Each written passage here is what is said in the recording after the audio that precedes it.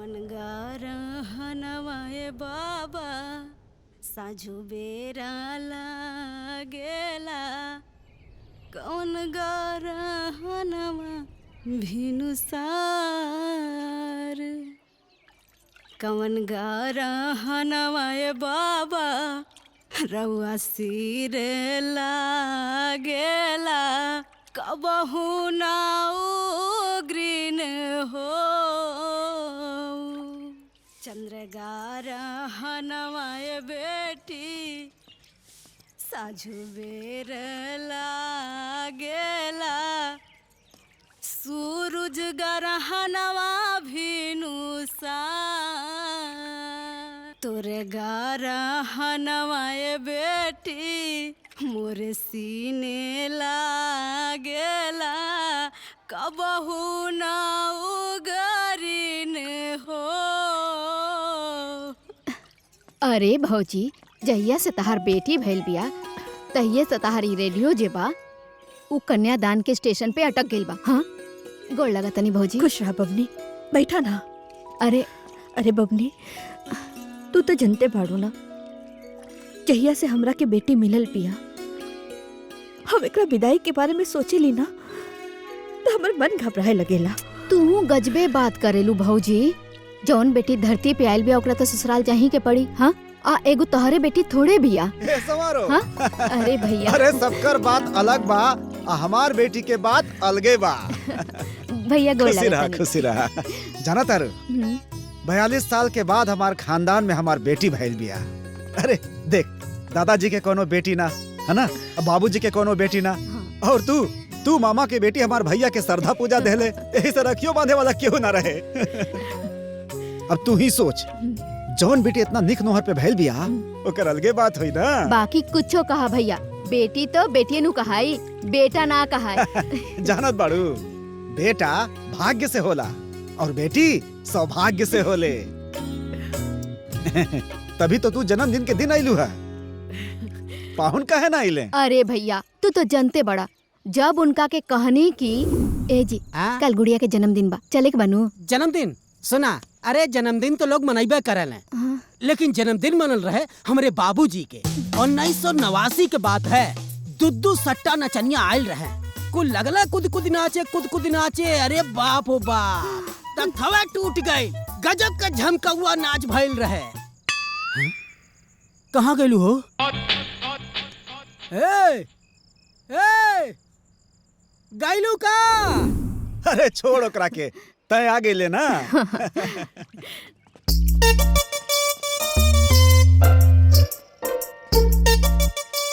प्रणाम जीजा जी। अरे खुश रहा। प्रणाम दीदी। खुश रहा आवा। चला चला गोड़ लागला। वाह वाह वाह। खुश रहा। अरे खुश रहा बेटा। गोड़ लागल बानी। खुश रहा खुश रहा। गोड़ लागल बानी जीजा जी। हाँ जी खुश रहा। अरे ई का? अरे धान कुटाल लाल तो सोचली एक बोरिया चावल लेने चली। अरे ते ठीक बा, बहन के घरे खाली हाथ थोड़े ना आवल जाला। और ई का तोहार मेहरारू तो तोहरा के कूली बना देलस। अरे बनी का है ना, जब हम इनकर कुली बन सकेनी तो का ये हमार कुली ना बन सकेनी जीजा जी। सुन लेली, जब हम भाव देला तब इच्छाओ देली। अरे तो करी ना, वो लायक बिया हमार भौजी। अरे ते अपना आपके देख और एकरा के देख।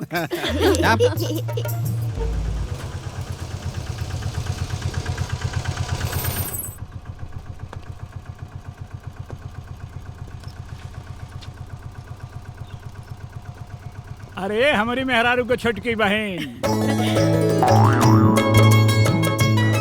अरे लगा तो पाहुन आ गइले। बड़का जीजा आ गई ना। आवा चल। अरे कितना भइल बाबू? 50 रुपया। हाँ 50 रुपया। प्रणाम जीजा जी। अरे प्रणाम प्रणाम। खुश रहा। अरे वाह वाह वाह, पूरी मंडली पूरा परिवार एक साथ प्रणाम करता नहीं। हाँ खुश रहा बाबू खुश रहा। अरे शरीर बुढ़ी हो गई बा, लेकिन साल में एक दिन गुड़िया के जन्मदिन आवेले ना, अपने आप को रोक ना पाए। रघुओ बेटी है ना। हाँ वो तो है। अरे रुका अच्छा ठीक बा, आप लोग चली। हाँ चलो हम देता नहीं। चला आओ बेटा आओ। वाह हाँ चल।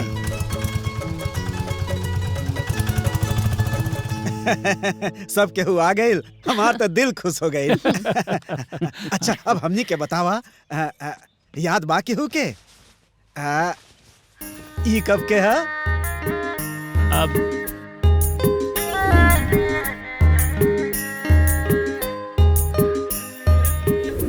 भैया जब वो 5 साल के रहे, हमरे गोदी में तो रहे हूँ। बहुत सही। ई बतावा, ई कब के है?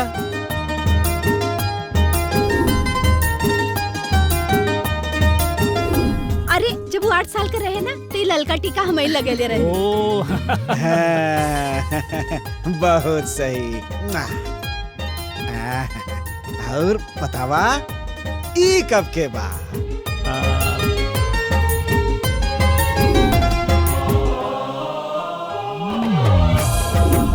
ये जब वो 12 साल के रहे। बहुत सुंदर। तुम्ही लोग के तो सब याद बा।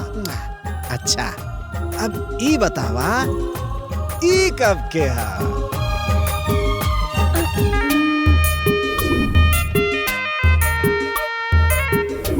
अरे बाबू, एकरा हम कैसे भूल सकीला? गुड़िया जब 19 साल के रहे तब के है। अरे तोहरा के याद बा, ई बर्थडे मामा में लेट हो गेल रही, रहुआ 3 बार फोन कर ले रही हमरा के। वाह, सबके तो बहुत अच्छे से याद बा। हाँ। और आज हमार बेटी 22 साल के हो गई बिया।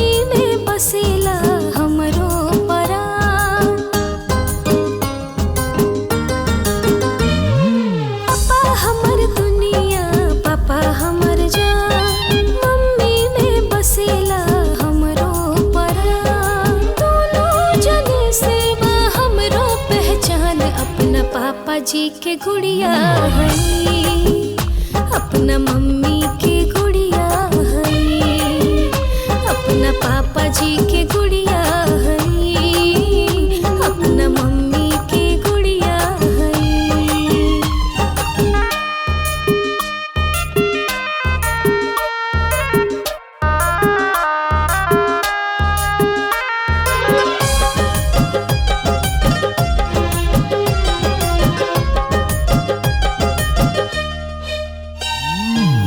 हरदम हमरा पर पापा के रहेला आशीर्वाद हो, हमरा खातिर सब कुछ पापा बाटे सब ओकरा बाद हो।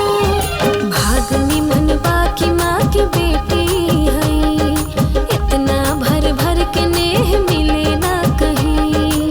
पापा जी मंदिर, पापा जी भगवान, अपना पापा जी के गुड़िया है, अपना मम्मी के गुड़िया है, अपना पापा जी के गुड़िया है, अपना मम्मी के गुड़िया है।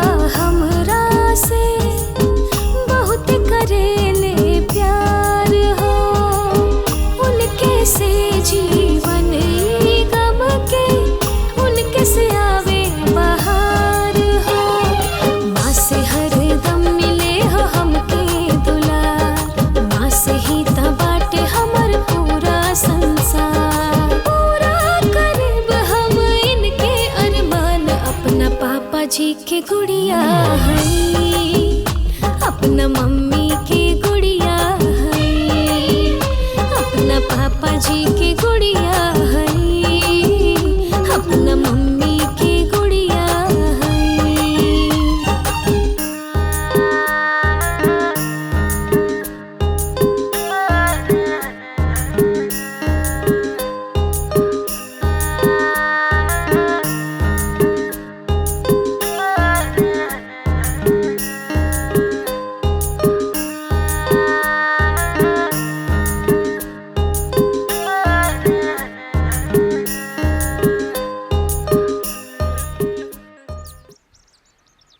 गैया दान कैनी बाबा, बछड़ुआ दान कैनी, हमके दान करे से पहले घर में लुकाईनी।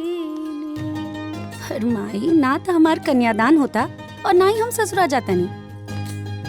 हम तो खाली लखनऊ जाता नहीं एग्जाम देवे खातिर। हम जानत तानी। तो रोत काहे बाड़ू? अरे नखरा करत अरिए बाबी, वो तारा जन्मदिन पर। बुआ ए बबनी, तू तो जानत तारू ना, जब भी हमरा से दूर चाले तो हमरा लागे लागे एकर विदाई होता। इतना आसानी से हमारी बेटी के विदाई ना हुई श्रीमती जी। तब कैसे होई भैया? देख, भले दुनिया अपन बेटी की विदाई यार कार से करत हुई, लेकिन हम अपन बेटी की विदाई डोली से करब। और वो अपना से बनवाई, उनमें मखमल के पर्दा लगवाई। अत नहीं ना, ओकर पहला कहार हम ही रहब। अरे अब ये सब कहाँ होला भैया? अरे भले ना होके, लेकिन ई हमार अरमान बा, हम जरूर पूरा करब। अरे डोली में बाद में बैठैया, पहले गाड़ी में बैठावा। हाँ जल्दी कर, हमारी लेट होता। बाधा हटाई। हाँ माई, प्रणाम बुआ। अरे खुश रह। खुश रहा जियत रहा। पापा खुश रहा, खुश रहा। अपन ध्यान रखिए बेटी। जी प्रणाम। खुश रह। बाय। प्रणाम। दीदी को लगा तानी। खुश रह। प्रणाम। अरे बेटा खुश रह, खुश रह, खुश रह। बैठ। संभार के जाइया। बाय। ध्यान रखिया। बाय बाय माई। Bye bye. के फोन करब हम। बाय। हाँ भगवान बेटिया के खुश रखे।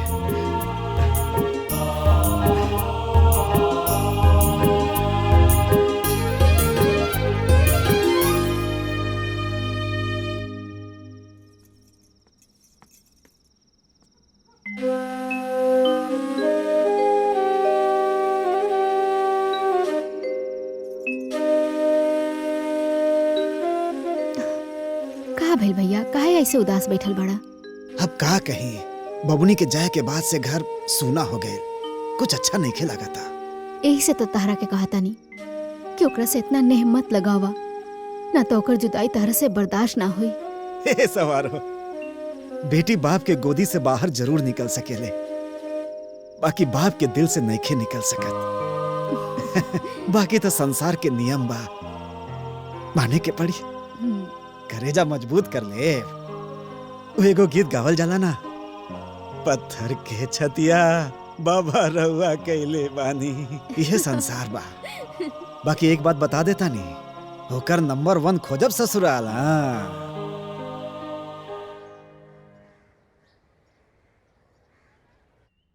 ये है इस शानदार घर के जानदार मालिक बिट्टू के पापा जी।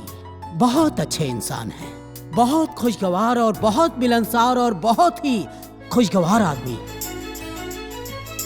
और ये है इनकी माता जी, बहुत खुश लग रही हैं।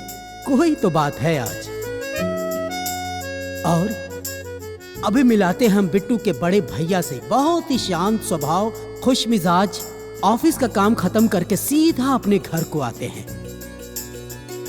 ये है घर की बड़ी भाभी। देख के आपको लगता है कि ये भाभी है, क्योंकि सास ने अपनी बेटी और बहू में कोई डिफरेंसेस नहीं रखा।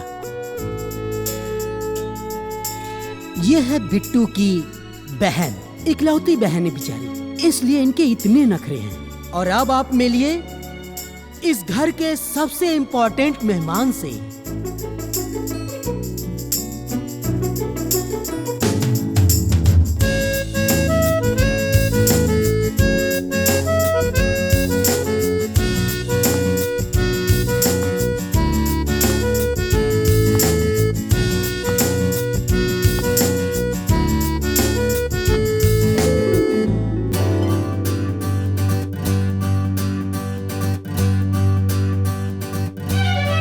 Madam hello.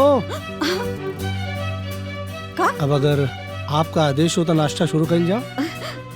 हाँ हाँ एकदम आदेश बा, शुरू कर जाए। खा बेटा।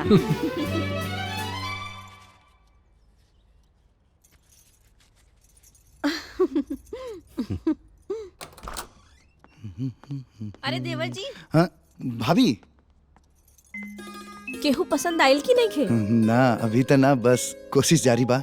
हे भगवान, अपन भैया से ट्रेनिंग ले ली फिर। हाँ, भैया से ट्रेनिंग ले ली मतलब ई कि राउर भैया के लगाम अगर हम छोड़ दी ना तो अभी 10 गो के चक्कर में पड़ जाइए। अरे भौजी तू भी कुछ भी बोले लो, हट।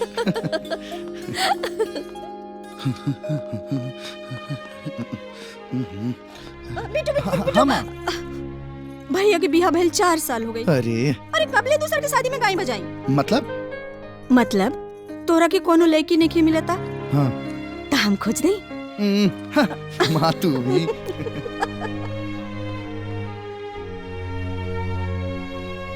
सुनिए। हाँ जी पापा। ऑफिस जा रहे हैं? हाँ। बिट्टू बेटा, आप जिससे हैंडसम, स्मार्ट, वेल एस्टेब्लिश्ड लड़के के लिए लड़की हम ही ढूंढे? बड़े शर्म की बात नहीं है ये? शर्म की बात तो है पापा, पर हम क्या कर सकते हैं? खोजिए। करना क्या है, खोजिए। जी ट्राई तो कर रहा हूँ, पर मिलनी भी तो चाहिए ना। मिल जाएगी, ट्राई करोगे जरूर मिलेगी। और हाँ, मिल जाए तो अपने पापा को जरूर बता दें। जी जी पापा। ठीक, चलता हूँ। अच्छे से टेक केयर बेटा।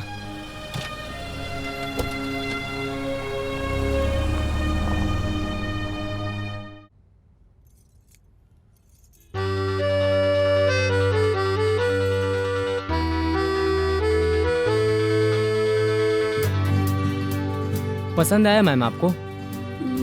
नहीं।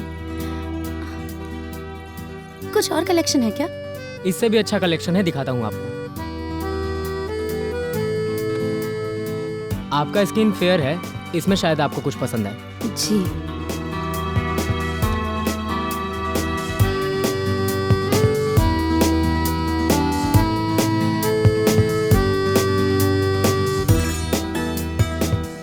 ये आपके फेस पे बहुत अच्छा लग रहा है मैम।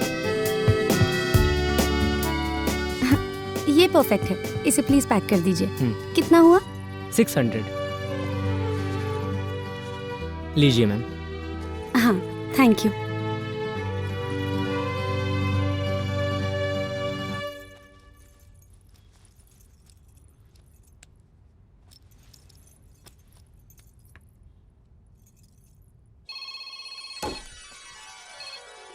हाँ बेटी। हाँ पापा जी, चश्मा खरीद लेनी। अच्छा, चश्मा पहन के तो हमार बेटी बहुत सुंदर लागत हुई। वो तो बेटी के पापा जी ही देख के बताइए।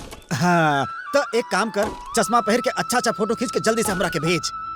अच्छा ठीक बा, भेजा तानी। भेजा भेजा।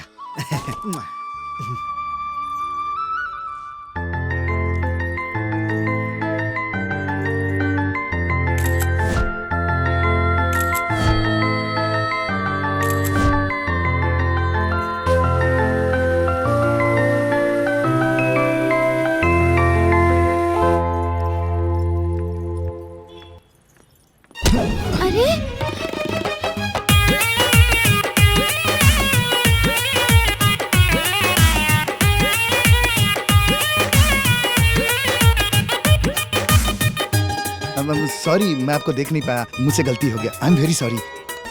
आप क्यों सॉरी बोल रहे हैं? आपकी कोई गलती ही नहीं है। वो एक्चुअली मेरा पूरा ध्यान ना मेरे पापा जी पे था, मैं यहाँ ध्यान ही नहीं दे पाई। I am really sorry.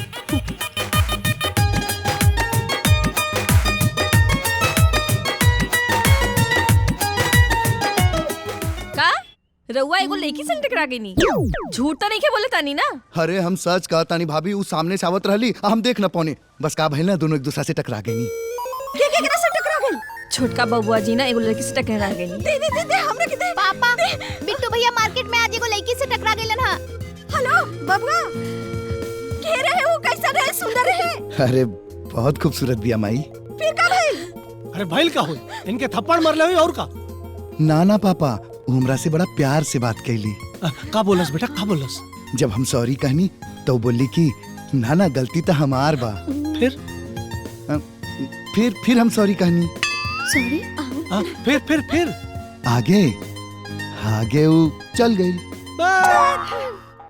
समझ में नहीं आवत बेटा, तोरा के डरपोक कहीं कि का कहीं? तू बचपन से लेके आज तक हर एग्जाम में टॉप कैला, यही एग्जाम में 4 साल से काहे फेल हो रहा बड़ा हो है? इतना अच्छा मौका मिल रहा है, वो गंवा देला। अब का हुई?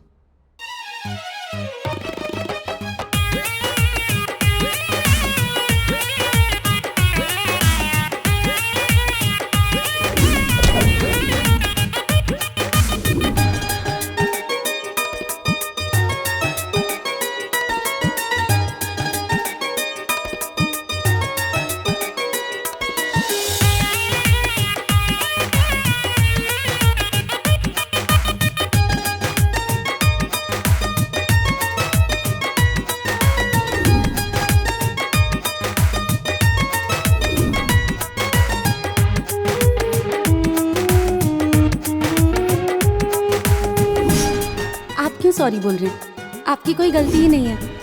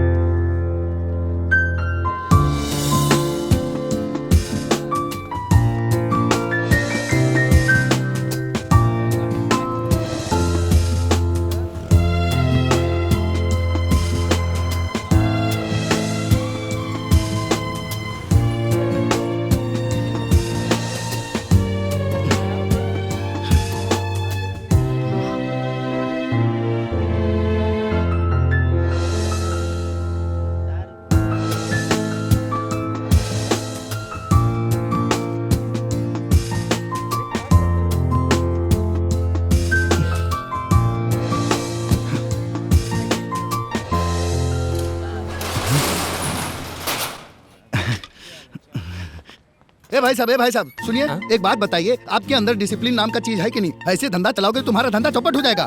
कब से मैं यहाँ वेट कर रहा हूँ। एक बात बताओ, मुझे लगता है कि तुमने बैंक से कोई लोन लिया है और लोन नहीं चुका पाओगे, धंधा चौपट हो जाएगा। तुम तो हाथ उठा दोगे कि मैं तो दिवालिया हो गया। भाई अरे कोई सेंस नाम का चीज है कि नहीं? भाई साहब, आप हैं कौन और तब से ही सुनाए जा रहे हैं? अरे ये मेरी ही दुकान है, मैं इसे पहले खोलूं या बाद में खोलूं या नहीं खोलूं, मेरी मर्जी। आपको क्या प्रॉब्लम है? कब से सुनाए जा रहे हैं बिना विकेट पे बोलिंग किए जा रहे हैं? दरअसल आपसे एक इन्फॉर्मेशन चाहिए था मुझे। मैं आपको सीबीआई वाला लग रहा हूँ? नहीं तो वो क्या है कि वो इन्फॉर्मेशन सिर्फ आपके पास ही है। तो प्यार से पूछिए ना भाई साहब। हाँ, वो क्या है कि कल आपके दुकान पे सुंदर सी क्यूट सी लड़की आई थी, क्या उसका फोन नंबर एड्रेस कुछ है आपके पास? भाई साहब, आपका ड्रेसिंग सेंस देख के और हाव भाव देख के लग रहा है किसी अच्छे फैमिली से। लेकिन जो आपकी सोच है ना, वो गोबर से भी गंदी है। आपको क्या मैं एजेंट दिख रहा हूँ? दलाल दिख रहा हूँ? नहीं। तो क्यों पूछ रहे हो भाई साहब? जाइए ना यहाँ से, जाइए। सुबह सुबह बोहनी खराब कर दिया, हट। बेटा, हम तोरा के गधा कहीं, मूर्खों के मूर्ख कहीं, भकोल कहीं, तेमें कुछ भी गलत ना हुए। तू चश्मा की दुकानिया पे का करे गए लाला? अरे पापा, हम उनका से मिले खातिर ही दुकान पे आयल रहनी। अरे ओके, चश्मा का दुकान खोले क्या का है? जौन रोज रोज वहाँ आई, तोरे पास तनिको सेंस ना का? ऐसा कोनो बात नहीं के पापा, सॉरी। What sorry? दीवानगी में तोरे दम नहीं खे बेटा। ना ऐसा कोनो बात नहीं के, दीवानगी में दम बा पापा। ऐसा बात है। अगर तोरे दीवानगी में दम होत ना तो तू दुकान के चक्कर ना कटता, गली के खाक छनता। अरे आशिक लोग गलियों की खाक छानते हैं बेटा, दुकान के चक्कर नहीं लगाते। ठीक है जी पापा। जाओ, मौके को चूकना मत। ऑल द बेस्ट। हाँ।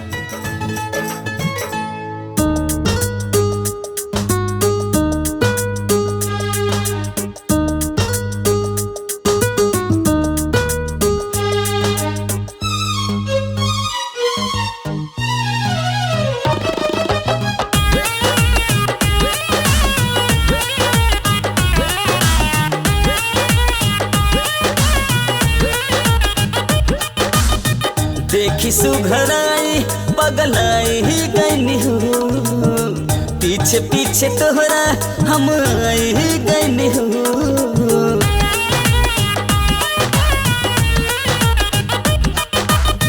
देखी सुघराई पगलाई ही गईनी हूँ, पीछे पीछे तोहरा हम आई ही गईनी हूँ।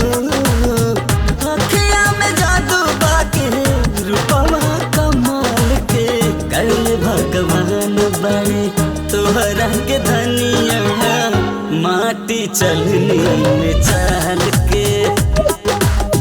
गल भगवान बने तोहरा के धनिया, माटी चलनी में चाल के।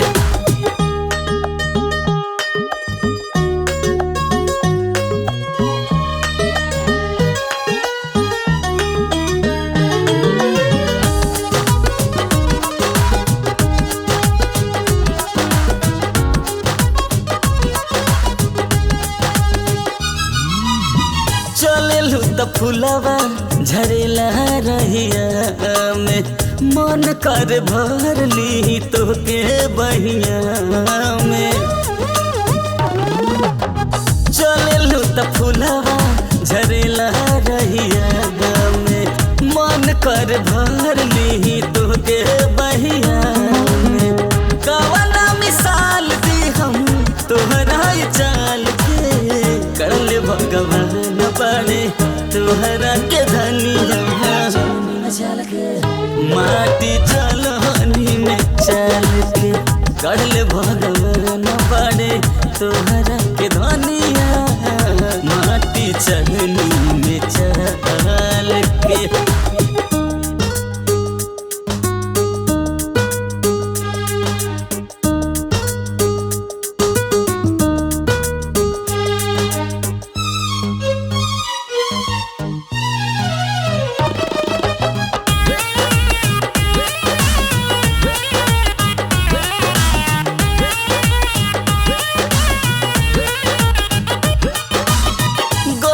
सुकून बाटे तोहरा दीदार में, पहिला नजर में हम डूब गईनी प्यार में। गजब सुकून बाटे तोहरा दीदार में, पहिला नजर में हम डूब गईनी प्यार में। राखी अपन दिल के हूँ कैसे संभाल के, कर भगवान बड़े तोहरा के धनिया, माटी चलनी में चाल के। गल भगवान बने तोहरा के धनिया, माटी चलनी में चाल के।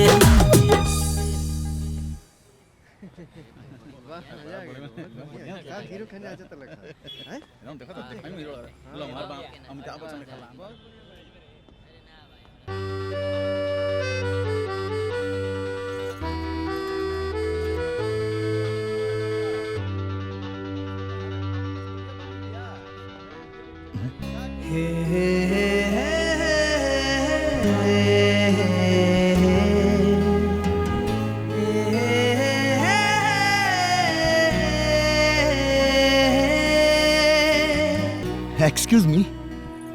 जी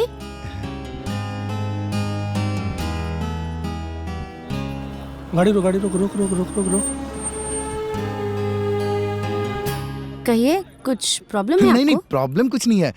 दरअसल मुझे आपसे कुछ कहना था। हाँ तो बोलिए। कैसे कहीं कैसे कहीं कहिए। मुझे आप बहुत पसंद है, मैं आपसे शादी करना चाहता हूँ।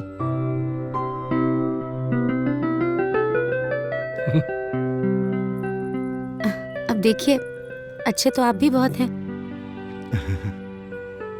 लेकिन मैं अपने पिताजी की लाडली बेटी हूँ और मेरी शादी को लेकर मेरे पापा के बहुत सारे सपने हैं, बहुत सारे अरमान हैं। तो इसीलिए मैं शादी अपने पापा जी की मर्जी से ही करूँगी। सॉरी।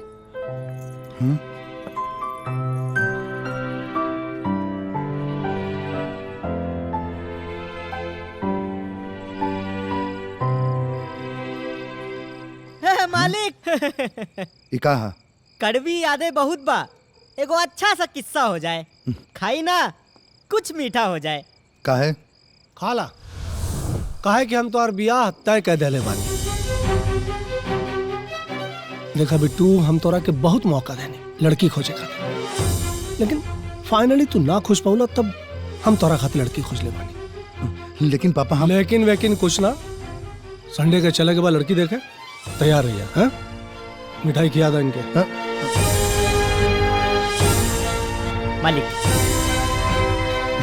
है अच्छा, ये देख, ई हरा बात तो इमे चल जाई। हाँ? और ई तो ये में जाता, ई पिहर का वाला समझ में ना आता। अरे हाँ हाँ, ई देखा, ई अच्छा लगता। हाँ? ई हम का सुन रहल बानी, तू लोग हमरा से बिना पूछले हमार बियाह तय कर देला।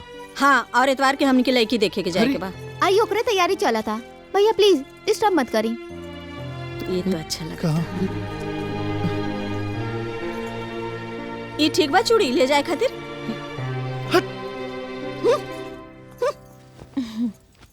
हॉस्पिटल गई रहनी ना? हाँ, गेल रहनी अम्मा जी के साथ है। का बोलनी डॉक्टर साहब? डॉक्टर साहब कहनी है कि बच्चा तो 3 महीना के बा, लेकिन बड़ा एक्टिव बा। भाभी भाभी, घर में सब का चल रहल बा? आप का भइल देवर जी? ये लोग मिलके हमार बियाह कहीं और करावल चाहता रहन, और हम केहू और लड़की के पसंद करेनी। तो के भूल जाई? हाँ, भूल जाई, कैसे भूल जाई? भाभी हमार बात समझे की कोशिश करे ना, वो लड़की बहुत खूबसूरत बिया। अरे तो बाबूजी बतावत रहन है कि इहो लड़किया बहुत सुंदर बिया। तू हमार बात काहे ना समझा तारू? कुछ दिन खातिर ये लोग से हमरा के टाइम दिलवाता, हम कैसे भी करके उनके मना ले। सुना? हाँ, ये पापा जी के फैसला है, और तोहरा अच्छा से मालूम बा पापा जी के फैसला केहू ना बदल सकेला। अब जा, कल जाए के तैयारी करा। सुना दानी जी, पहले हमनी के बाजारे जाई बा, बहुरिया खातिर ढेर सारा सामान लिया के बा।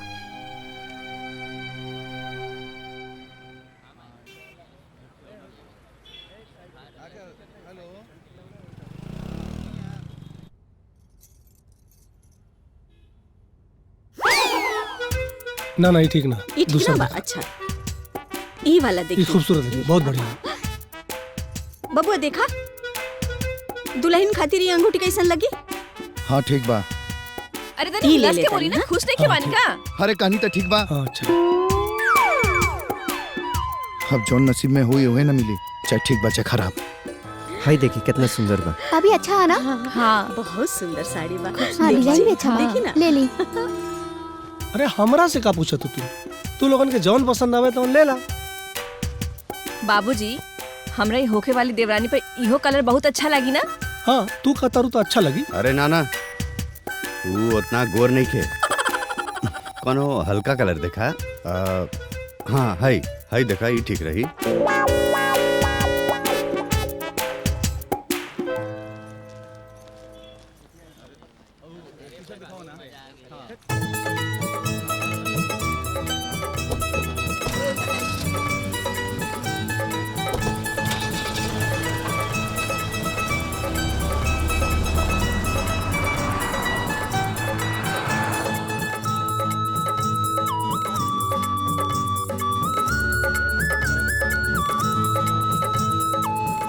कितना पैसा भाई? हाई ली भैया। हाई रख ला। घी की बनी मिठाई, मिठाई में खुशबू आई है। लड्डू पेड़ा लेके चलिए, आज मेरे भैया की सगाई है। चलिए जी।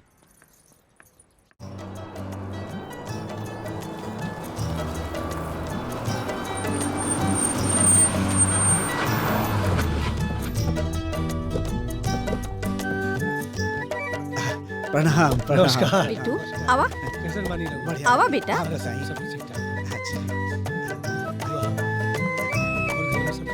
बढ़िया सब। नमस्ते। नमस्कार नमस्कार। ये हमार परिवार, हमार सुख के आधार, हमार धर्म प्रणाम। पत्नी जी। प्रणाम। ये हमार बड़का बेटा प्रणाम। बहू प्रणाम। नमस्ते। वो हमार बिटिया नमस्ते। और ई राउर होके वाला दामाद। नमस्ते।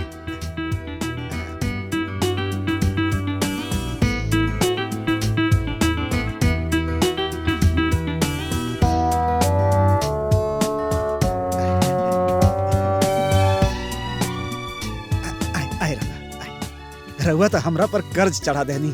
हम बेटी वाला हैं, हमरा के रउआ के घरे जाए के चाहिए। अरे नहीं, ऐसा बात ना। रहुआ के पता है, भगवान के जवन घर पसंद होला ना, वही घर में बेटी दे।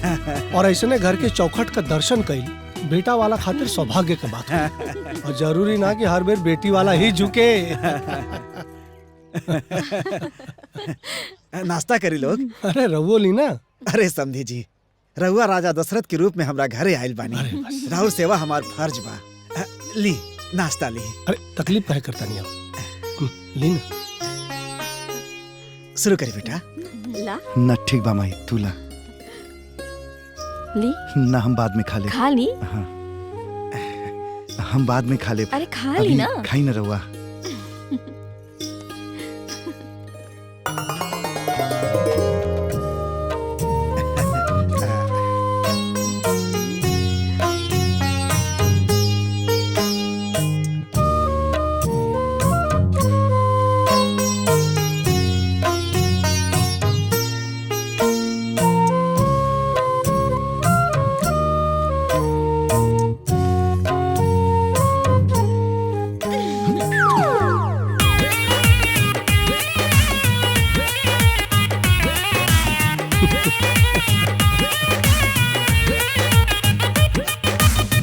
देखी सुघराई पगलाई ही गईनी हूँ, पीछे पीछे तोहरा हम आई ही गईनी हूँ।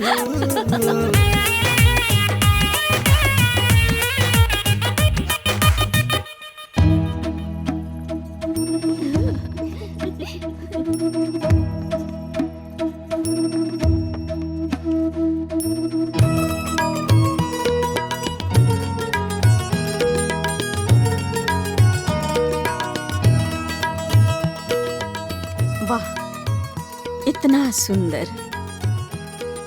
सुंदर लक्ष्मी जैसन बेटी कहाँ छुपा के रख ले रहनी समधन जी। देख के मन विभोर हो गई। तनी पकड़ा बेटी। जी दी है।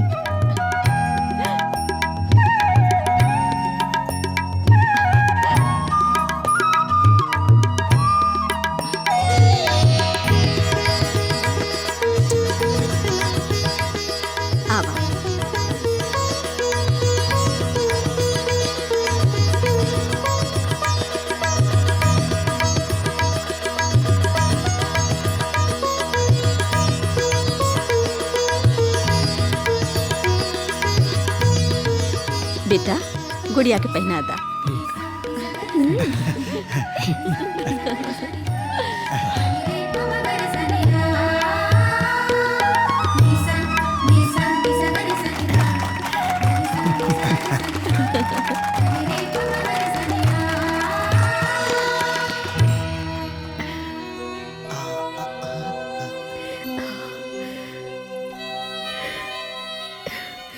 ला पहना था।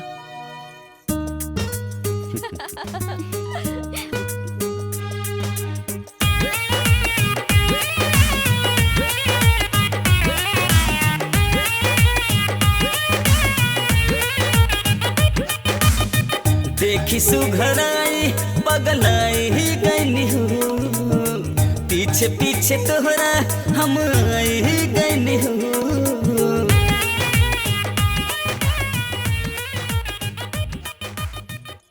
मेरी मम्मी और मेरे पापा जी मेरे लिए इतने ज़्यादा इम्पोर्टेंट क्यों हैं? ये बात आपको आज पता चली गई होगी। जी, लेकिन आप मेरे लिए बहुत इम्पोर्टेंट हैं।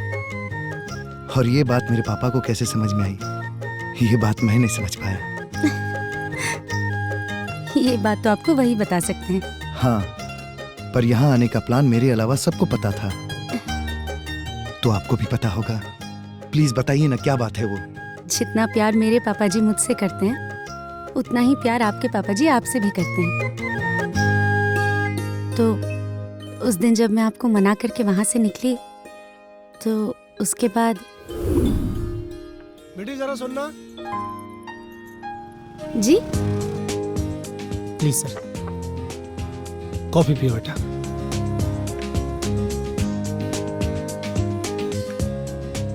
बेटा वो लड़का के गलत मत समझिए, वो हमारा बेटा, बहुत प्यारा बच्चा।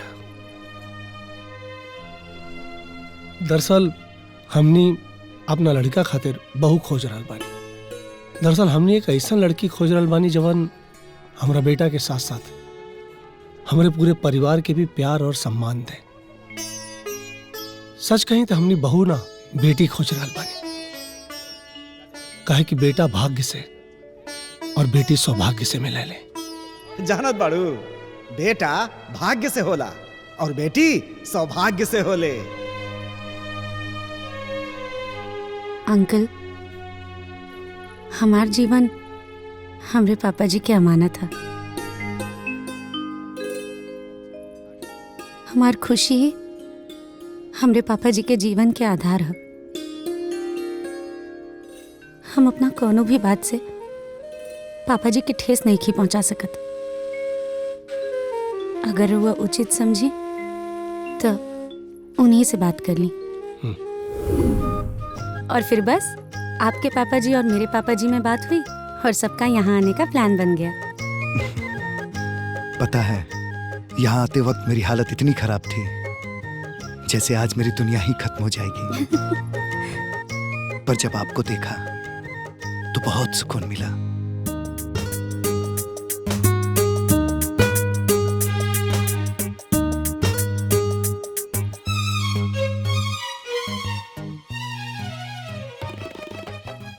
गैया दान कैनी ये बाबा, बछड़ुआ दान हो कैनी। हमके दान करे से पहिले घर में लुकैनी।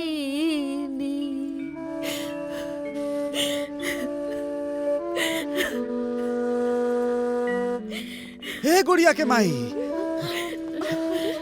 ये का भाई? का भेल समधिन जी, काहे रोवतानी? मत पूछी समधिन जी, ये गुड़िया के विदाई के सोच सोच के कन्यादान के गीत गा गा के रोवेली। आई देखा होता नहीं, आई देखी,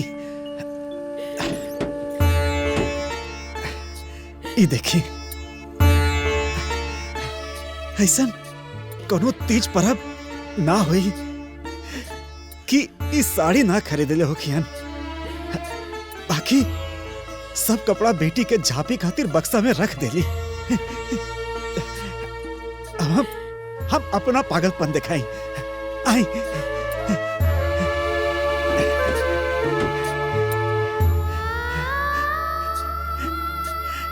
आई देखी, ये हमारी बेटी के पांव के निशानी। बचपन से लेके आज तक हम ओकर पांव के निशानी संभाल के रख ले बानी। और ये हमार अरमान बा, और ये पागलपन हम तब तक करब जब तक हमार बेटी डोली चढ़ के ससुराल न चल जाए। काहे कि हमार बेटी हमार दुनिया देलस। मास्टर जी, राउर हर अरमान पूरा हो, बस हमार और हमरा पत्नी का भी एक इच्छा जो रउआ से शेयर कर चाहता। मास्टर जी, हम ही चाहता नहीं कि गुड़िया के ब्याह में जितना भी खर्चा होए ओकर आधे का हिस्सेदारी हमार होए। देखिए, हमरा बात के अन्यथा मतलब गुड़िया हमार बिटिया ही और हमरा और बोझ कम कर चाहता है।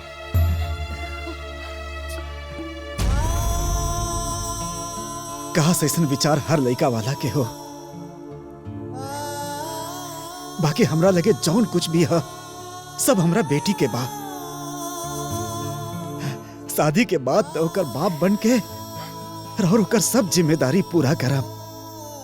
अभी हमरा के हमार अरमान पूरा कर लेवे थी।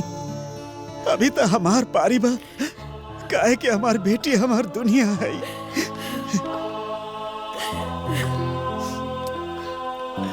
ठीक बा, जैसन रहो रे अच्छा। अरे बिल्कुल बारात औरात का टेंशन मत ले बा। अरे कोशिश करो कि कम बारात लेकर आए। हाँ और हाँ, कोनो परेशानी हो रही रहुआ हमरा के फोन कर दे एनी टाइम। इतना कम समय अरे में आप सब चिंता मत करो। चलो नमस्कार। ठीक बा। प्रणाम। चलिए।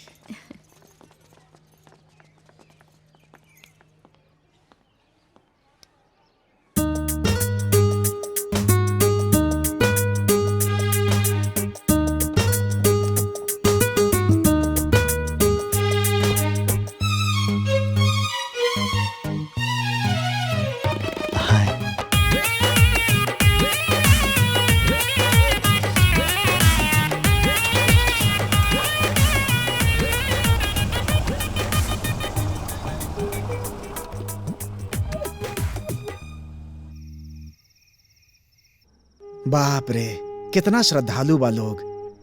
बात विचार व्यवहार देख के तो हमार दिल खुश हो गए। हम सपना में भी ना सोच ले रहनी कि इतना सुंदर रिश्ता अपना आप घरे चल के आई। उन लोग के देख के हमरा के भरोसा हो गए कि अपना ससुराल में हमनी की बिटिया के हमनी के कोनो कमी ना खली। हे गुड़िया के माई, अरे काहे रो तारू? अरे बिटिया बिया ना, विदाई तो करे पड़ी ना। फिर अच्छा घर में जाती है हमार बेटी। ए जी, बेटी चाहे अमीर घर में जाए चाहे गरीब घर में, बकिर अपना माई बाबूजी के घर छोड़ के चले। अब हमार बेटी भी हमारा घर में कुछ दिन के मेहमान बा। अरे विदाई भइला से बेटी से रिश्ता थोड़ी ना खत्म हो जाई। तोरा के जब मन करी हमरा से कहिया, भेंट करा के ले आई। ठीक बा, जा बिछौना करा।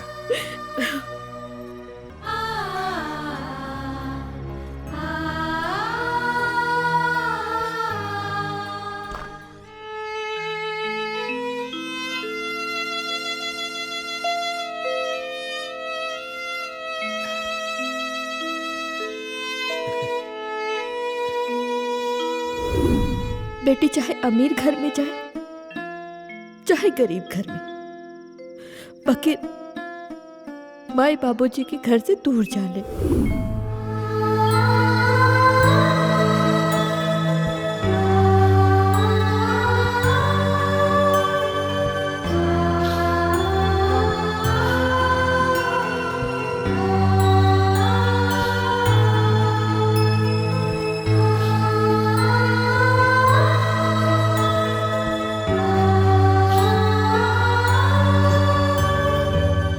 यही से तारा से कहले रही कि एकरा से ढेर नेह मत लगावा, न तो तारा से एकर जुदाई बर्दाश्त ना होई। ए सवार, बेटी पराया धन हो के भी पराया ना होले। अरे यही से तो हंस के माई बाप से बेटी के विदाई ना होला।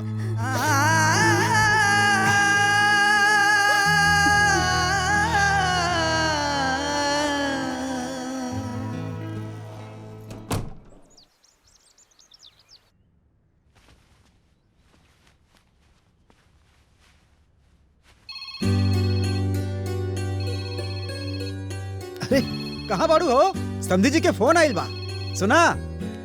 हेलो, प्रणाम समधी जी। प्रणाम प्रणाम। हम दोनों प्राणी के तरफ से भी आप दोनों प्राणी के प्रणाम। अरे प्रणाम प्रणाम। समझी जी, हम तिलक के दिन पंडित जी से दिखवा ले बानी।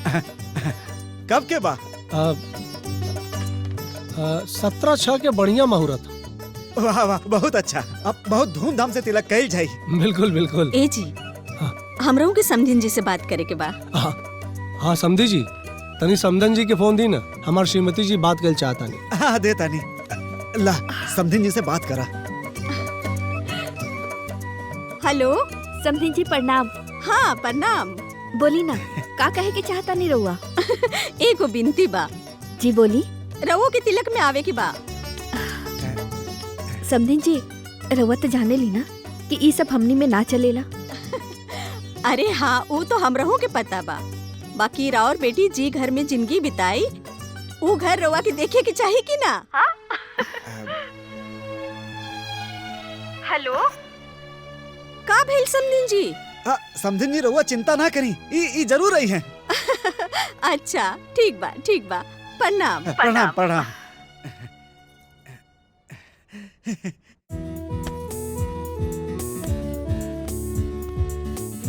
ला दे। अरे माई, अब इनमें जगह कहाँ बा कि और ठूसा तारू? अरे अभी इनमें बहुत जगह बा, 100 गो साड़ी और आ जाई। अरे पर एक गो तो हम बानी, इतना सारा साड़ी का होई? अरे पगली, ये खाली तोहरे पहने खातिर थोड़ी ना बा। अरे वहाँ पे हितनाथ बा, गाँव जवार, पौनी परासर सब में बटाई ना, तब तोहार बहुत बड़ाई हुई। और तोहरे माई बाबूजी के भी, ये सब तोहरा ना बुझाई। तला इहो ठूस दा। हाय ले पकड़। भौजी हो, गुड़ियावा के तब निमन बर मिल गई, ब्याह तय हो गई, तो कुल देवी के मन्नत काहे नहीं उतारत? अरे बबनी, वो हम कैसे भूल सके नी? हा, कौन मन्नत माई? बतावा तानी। तोहरा के अच्छा घर मिल जाए तो हम मैया से मन्नत मंगले रहली कि साथ घरे जाए, सबसे भीख मांगब, गावत बजावत मैया के मंदिर जाए, उनका पूजा करब और मैया के तोहरे भी आए के न्योता देव और कहब, हे मैया, ई जग के तू ही सहारा बाड़ो।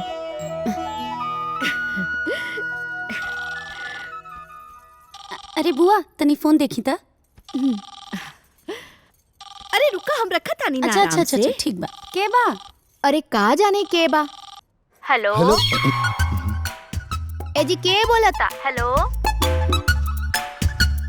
हेलो, अरे बोलना रे मुझौसा। अरे गूंगा बड़े का रे? केकर फोन बा बुआ? का जाने कौन बा, कुछ बोलते नहीं खे। हेलो, अरे बोलना तो फोन में अभी घुस के तार दांत तोड़ दे। रख फोन, रख। अरे तो पूरा इज्जत के फालूदा कर देली। कह रहे हैं बबनी? का जाने के रहे, कुछ बोलते ना रहे। घरियो सुन लेलस। ला चाय ली, लेहल जा, चाय लेहल जा। सुना बाबू, एक एक रस्म के बढ़िया से वीडियो बनावे के बा। कब आजी मास्टर जी? माड़ो मटकोर से विदाई तक, कहे से कि यह तो यादगार रह जाला। एकदम। कल सुबह आके बयाना ले जाइए। ठीक। हाँ, रउआ कहीं? मास्टर जी कितना आदमी के खाना बनावे के बा? घराती बराती मिलके 700 हो जाई। 700? हाँ। काका बनावल जा मास्टर जी? अरे कोनो कमी ना होके के चाहिए। तरह के जितना चीज लिखाए के बाद लिखा दी, ठीक बा? खाना खा के लोग यह कहे कि मास्टर जी की बिटिया के ब्याह में कमाल के खाना बनल रहे। ठीक बा मास्टर जी, रुआ के शिकायत के मौका ना दे। बाकी एगो बात बा, पूरी एकदम गरम गरम चले के चाहे, ना तो ठंडा होला पे चमड़ा जाला। सही कहा। एक काम करी हा, दही डाल के बढ़िया से खस्ता कचौरी बनाई हा, अब पूरी कैंसिल। ठीक। पूरी कैंसिल जी। तू बिजली वाला हवा ना बाबू? जी मास्टर साहब। अच्छा एक काम करी हा, द्वार से लेके समियाना तक पूरा रोलेक्स खिंचाए के चाहिए। जी मास्टर साहब। मारो तो एकदम जगमग करे के चाहिए, काहे कि जब हमार बेटी के कन्यादान होई ना तो लोग कही कोनो राजकुमारी के कन्यादान होता।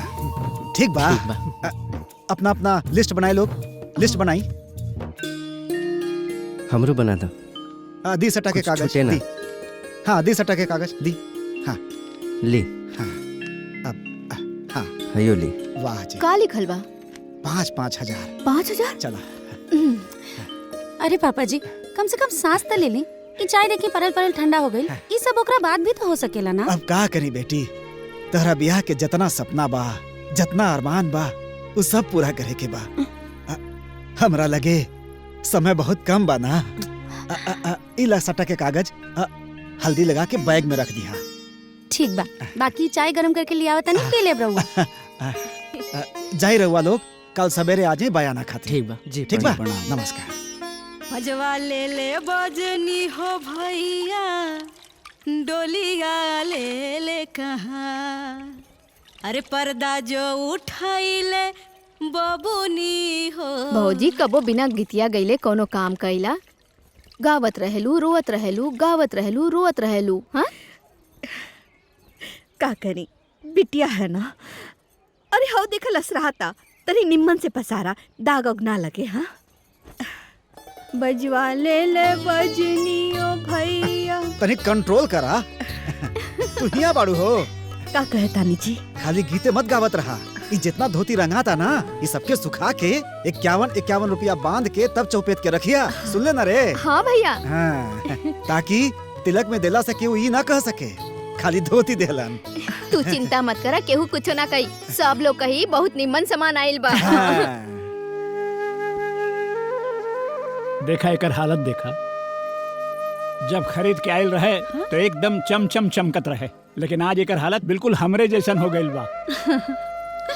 जैसे हम बुढ़ा हो गइली वैसे यह ससुर बुढ़ा हो गइल। अच्छा, तो पाहुन एजा बड़न।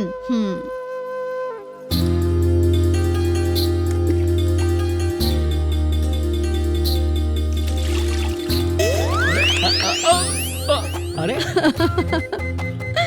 ई क्या करे तारू? ई उम्र में तोहरा के मस्ती आइल बा? हैं? आवत है ऊपर तो तोहरा के बताइला। अरे तब आई ऊपर आई, औते औते हाफ आई लागम।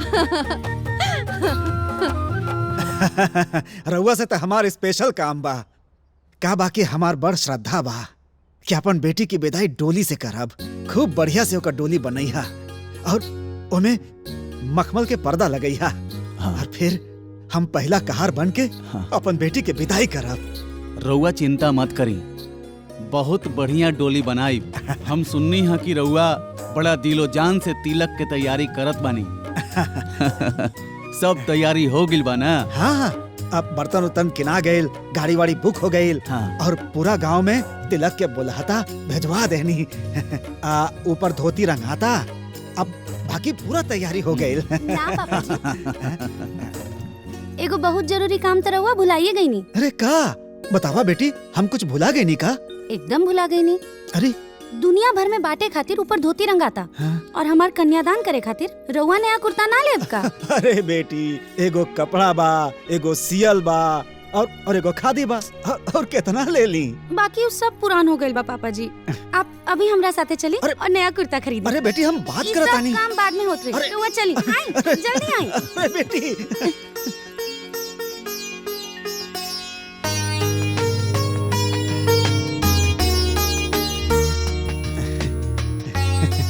आप अच्छे लग रहे हैं गुरुजी।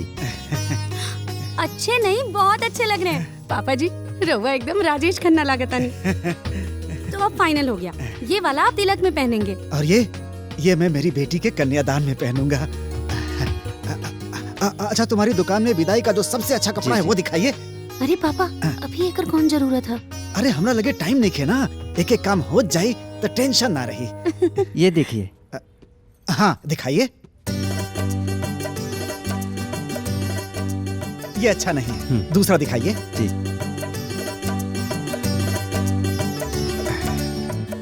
ये वाला, ये भी मजेदार नहीं है, कोई दूसरा दिखाइए। जी जी। बहुत सुंदर बा।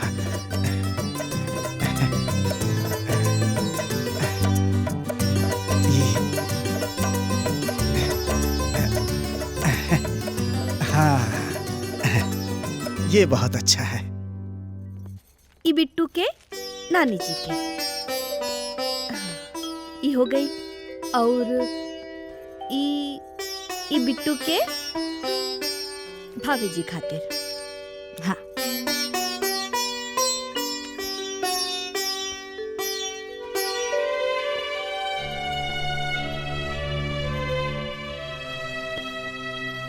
और ई कपड़ा, हाँ, ये बिट्टू के छोट बहन खातिर।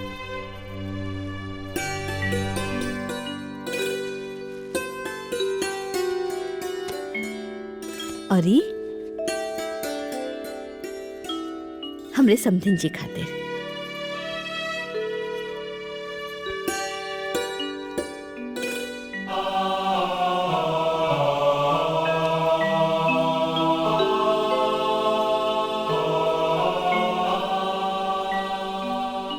गंगे च यमुने चैव गोदावरी सरस्वती नर्मदे सिंधु कावेरी जलेऽस्मिन् सन्निधिं कुरु। मंगलम भगवान विष्णु मंगलम गरुड़ध्वजः मंगलम पुंडरीकाक्ष मंगलाय तनोहरि। कर्पूरगौरम करुणावतारम संसारसारम भुजगेन्द्रहारम सदा वसंतम हृदयारविंद्रे भवं भवानी सहितं नमामि। स्वस्ति न इंद्रो वृद्धश्रवा स्वस्ति न पूषा विश्ववेदा।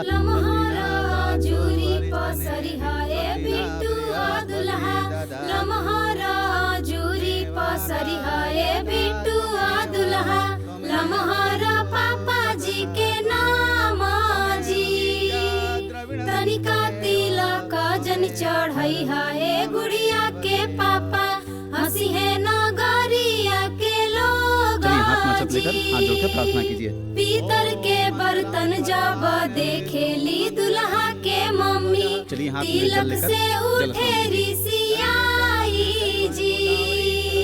तिलक से उठी मम्मी पापा आगे गईली हो तनिका तिलक नहीं ले हब जी।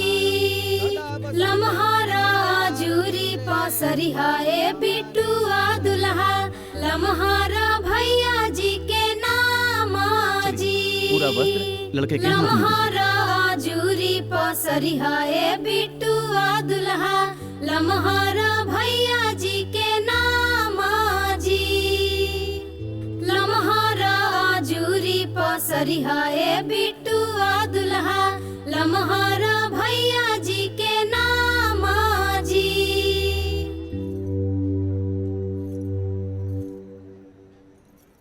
कोठा के ऊपर ऊपर पायल बाजेला आवेली कौन बहू रानी जी गोपाल प्यारे के गारी जी गोपाल प्यारे के।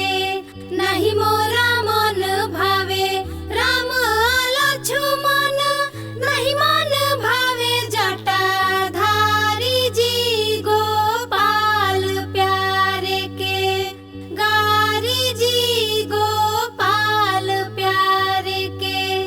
एक ताजे मन भावे रसिया मनमोहन रसिया उन्हों के आसन बड़ा भारी जी गोपाल प्यारे के गारी जी गोपाल प्यारे के गारी जी गोपाल प्यारे के।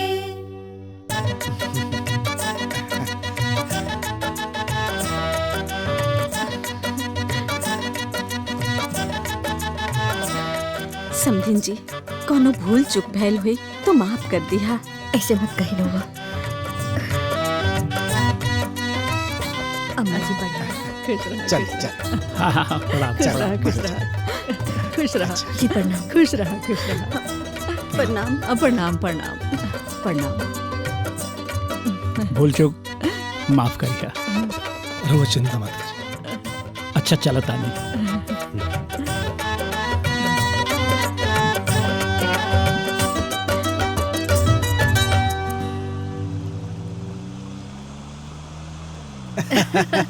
देख लू तोहरा बेटी खातिर ऐसन घर खोज देनी कि जीवन भर राज करी।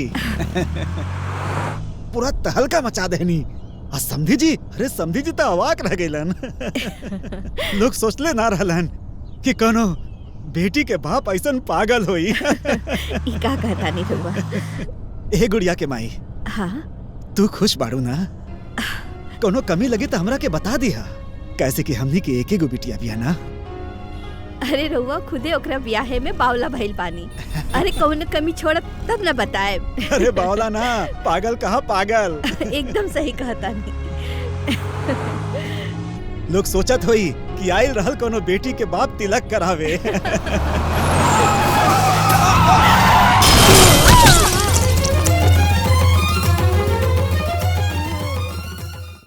का? कैसे भइल? अरे कहाँ भइल? कहाँ भइल? कोनो बात बा का बाबूजी? का भइल? कुछ तो बोली बाबूजी। का भइल? बोली ना। अरे दमाद जी बोली ना का भइल? अरे बोलत काहे नहीं कि का भइल? बिट्टू के सास ससुर का एक्सीडेंट में डेथ हो गई।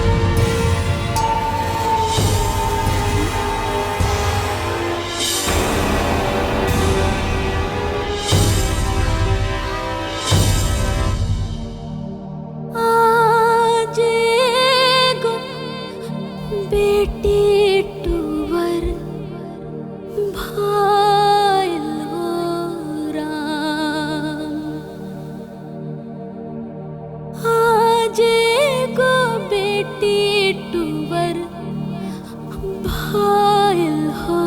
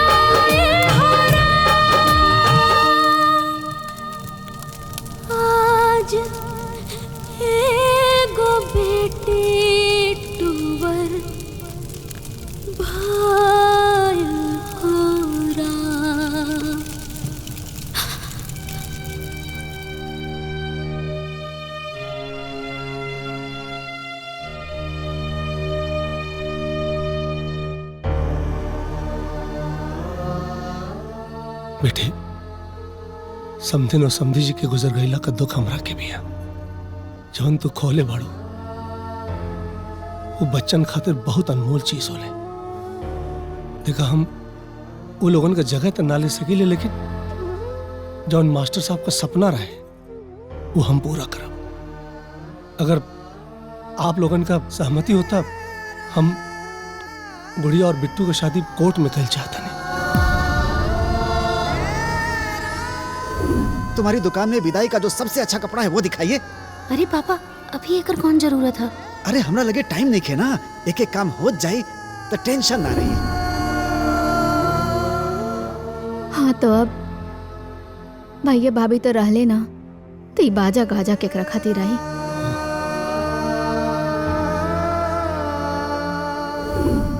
द्वार से लेके समियाना तक पूरा रोलेक्स खिंचाए के चाहिए। जी मास्टर साहब। हमारो तो एकदम जगमग करे के चाहिए, काहे कि जब हमार बेटी के कन्यादान होई ना तो लोग कही कनो राजकुमारी के कन्यादान होता। रउआ ठीक कहता नहीं महाराज। बिटिया के उद्धार हो जाए।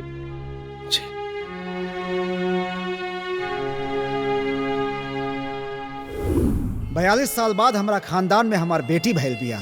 अब तू ही सोच, जौन बेटी इतना निक नोहर पे भैल बिया ओकर अलगे बात हुई ना। हमरा हिसाब से अब गुड़िया अपना ससुराल चल जाओ। अब सबसे बड़का काम इहे बा।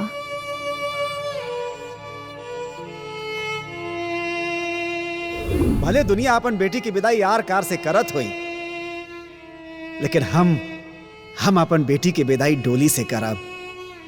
और वो अपना से बनवाई, उनमें मखमल के पर्दा लगवाई। अत नहीं ना, होकर पहला कहार हम ही रहा।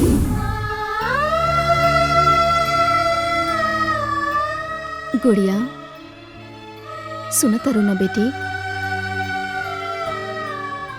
अभी दुख बढ़ावला से कोनो फायदा नहीं खे। हाँ बुआ, हम सब सुनता नहीं। हमार बिया हो जाए, पापा जी के रूप में ससुर जी के पाले, हमरा हर खुशी का ख्याल रखे वाला पति पाले। बाकी हमार मम्मी पापा जी हमरा बिया के लेके जौन सपना सजवले रहे वो तो अधूरे रह जाए ना बुआ। और हमार कोनो भाई भी तो नहीं खे कि मम्मी पापा के सपना के पूरा करे।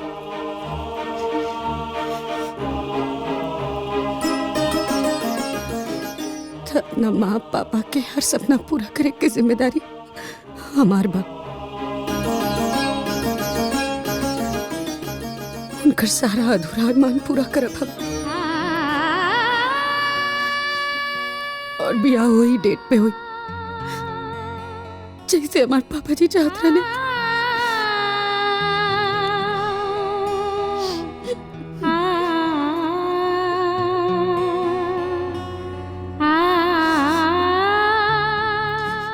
ठीक है बेटा, जैसन तो हर मर्जी।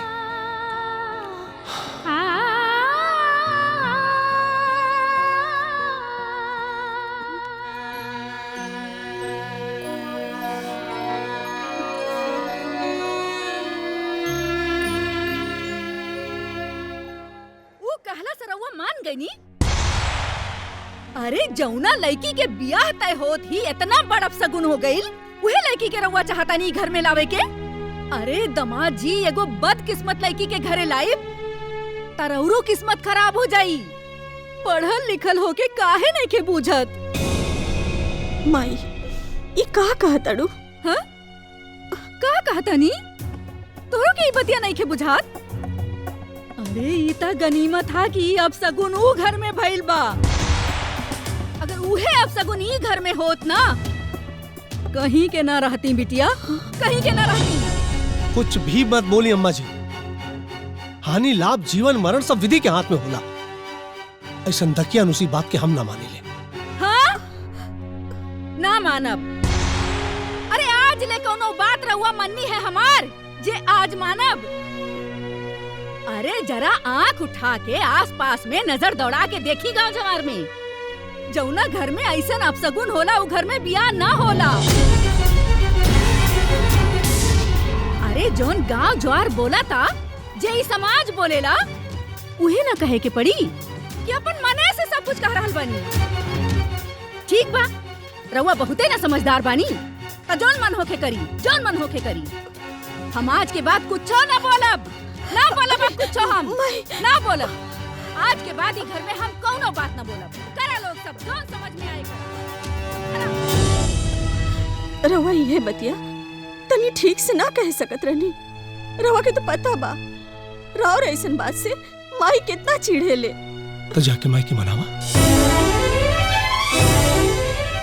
जाके मनावा। अरे तो माई भी हमार मने भी करम ना। मनावा जाके। ये घर में खाली दुइये लोग समझदार बना है, एक ही और एक इनकर माई।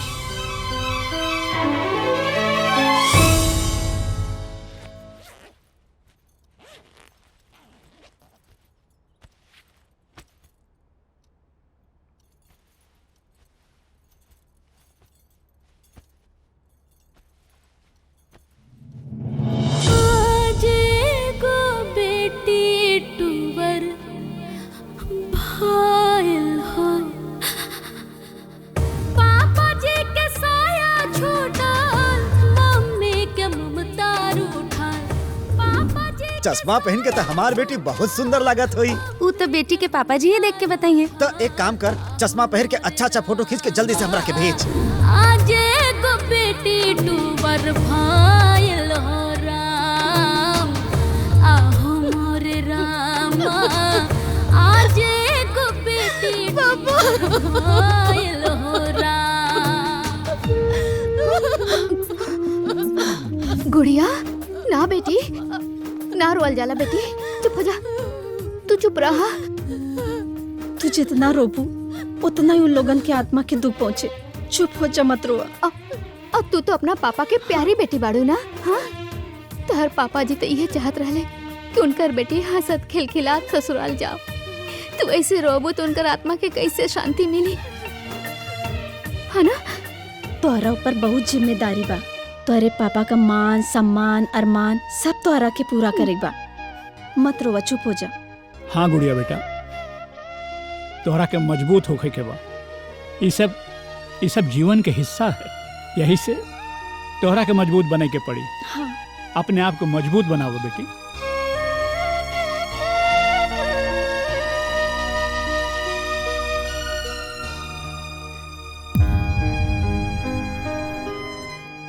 आज से राउर गुड़िया कबो ना रोई पापा जी, कबो ना रोई।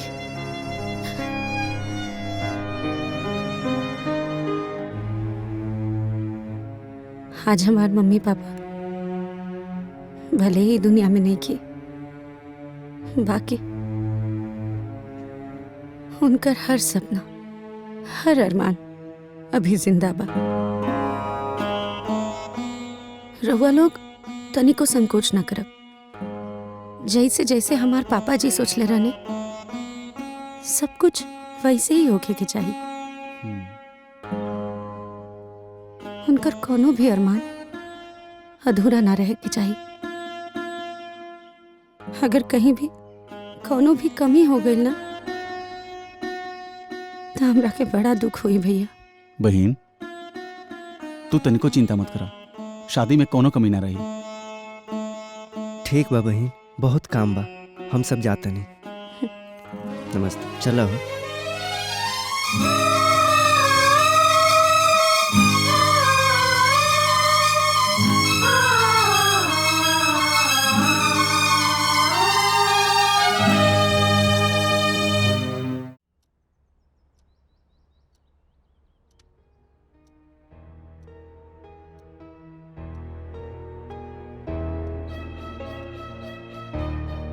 अगर कन्या का ग्रह दशा अच्छा ना चल रहा हो तो उसका असर वर पक्ष पे भी पड़ सकता है। हाय देखा बेटी, हम कहा कहले रानी। हे महाराज जी, कोनो उपाय बा? अभी भी कुछ नहीं बिगड़ा है, इस विवाह को रोका भी जा सकता है। ही का कारण बानी पंडित जी। जी है कहा तानी कि जानबूझ के परिवार के काल के गाल में ना झोकल जाला, एमे कोनो बहादुरी ना होला। माता जी आपसे तो हाथ जोड़ के विनती है, आप चुप रहिए। काहे गड़ल मुर्दा उखाड़ा तानी रहुआ है? एक एक्सीडेंट के एगो लड़की के किस्मत से जोड़ के ओकरा के अशुभ बतावल बहुत बड़ी मूर्खता है माता जी। बाकी पंडित जी तो हाँ महाराज जी, और अपना माई से तनी कम पूछ करा है? कुछ भी देख ले बिटिया, हम सबके भलाई सोच रहल बानी और इल्जाम हमरे पे लागेला। पता ना हम एजा काहे आ गईनी। अब भगवान रक्षा करी घर के।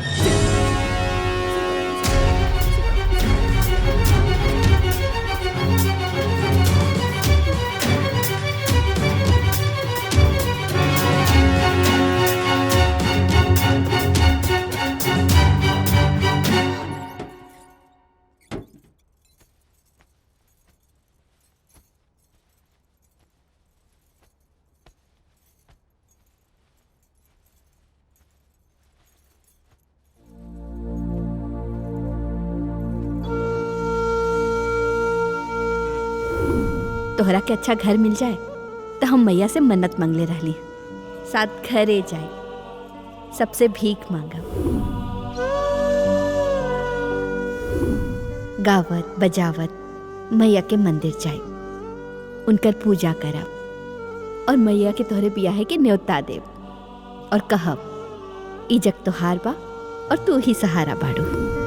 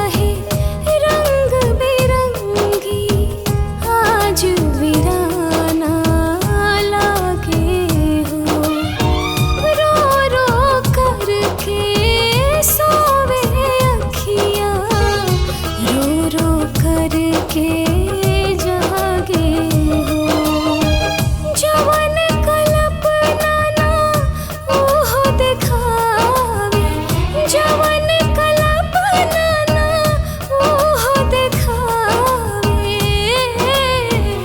समैया रे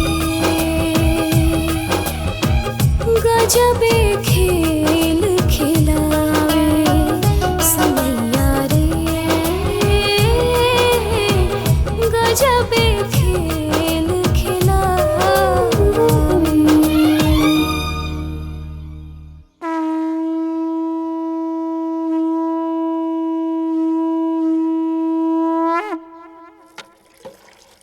साड़ी में फाल लगावे के देले बानी, ब्लाउज भी सिए के देले बानी, साड़ी के मैचिंग के चूड़ी ले आवे के बाद एक बात बताई, शादी ब्याह के दिन बा अगर टाइम पे ना मिली तो हम का पहिनब? अरे बिया बड़े गुड़िया के आए अब तोहरा के देखे के आई आए मैचिंग सैचिंग के चक्कर में पड़ल मारू। केहू देखे खातिर आवेला तबे पहनल जाला का? हाँ मौसा जी रउआ के झूठे भैंसा ना कहेले। ता जाके मौसा जी के साथे रह तू का करे?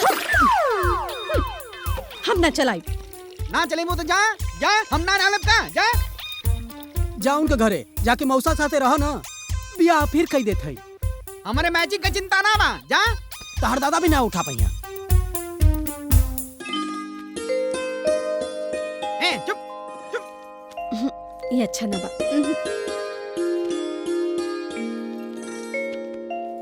आई देखा ई कार्ड बढ़िया बा एकदम देखा मंगलम भगवान विष्णु मंगलम गरुड़ध्वज मंगलम पुंडरीकाक्षाय मंगलाय तनोहरि। हाँ, यह कार्ड बढ़िया बा बिल्कुल। हाँ आज तक कार्ड छपैले बानी जोन कार्ड चिन्ह में आई ई देखी ई कार्ड बढ़िया बा।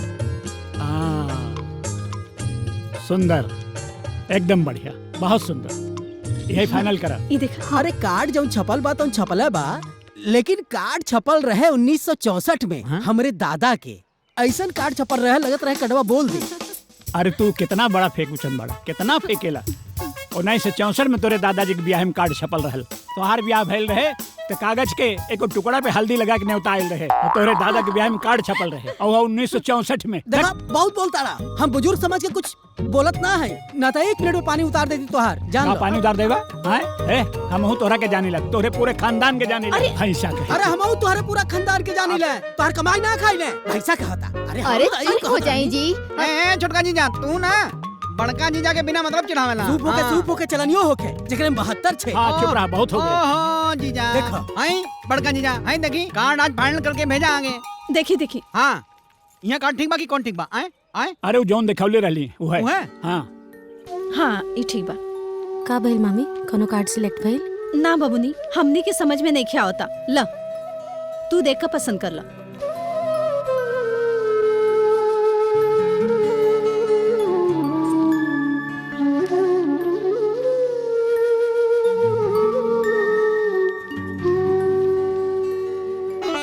ये वाला ठीक लागता ना?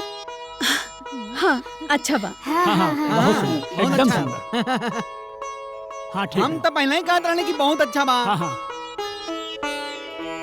सुना हलवाई दो में और बढ़ा लिया सामान पूरा का जगह भरल बा कोनो कमी ना हो जल्दी से बनाओ खाना। ठीक सुना और हाँ राशन का जितना सामान दिया अच्छी क्वालिटी के दिया और चावल बासमती वाला दिया ठीक है चाचा। हाँ। और पैसा की चिंता मत करिए वहीं देखा चाय पिया लोगन फुल इकट्ठा पेट हो जाई। चाय पी के एकदम मजा आ जाला है। अरे चाय तो लोग पियबे करल। हाँ बाकी चाय तो हम पहले रही 2004 में अपना बहिनौरे पूरा मिजाज गदगदा गइल रहे भैया। जिंदगी भर बिना मीठा और दूध के चाय पीले बाड़न और आज कानून बघाड़त बाड़न। आई हो दादा पाहुन चाय तो खत्म हो गइल बा अब हम भेजवात बानी। अरे बा तोहार कोनो गलती ना हमारी किस्मत के गलती बा। जा जा जल्दी से भेजवावा शरीर में ना रहुआ भी ना पाहुन ठंडी लागत बा जा जल्दी जा।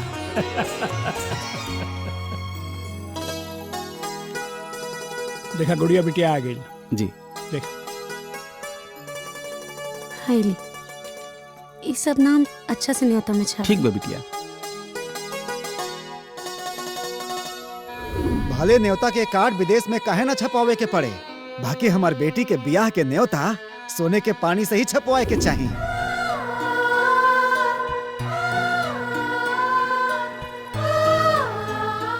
अच्छा काका बोला ना बिटिया।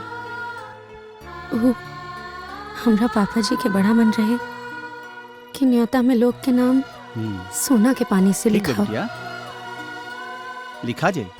है बाबू, एक को नाम छूटे के ना ना, चाहे। ना, ना, ना जा, छूटे। अच्छा।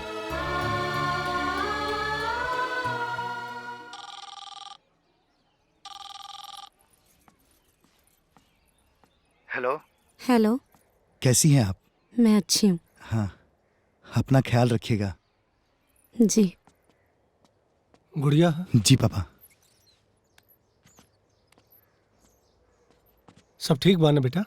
जी पापा जी, सब ठीक है। प्रणाम।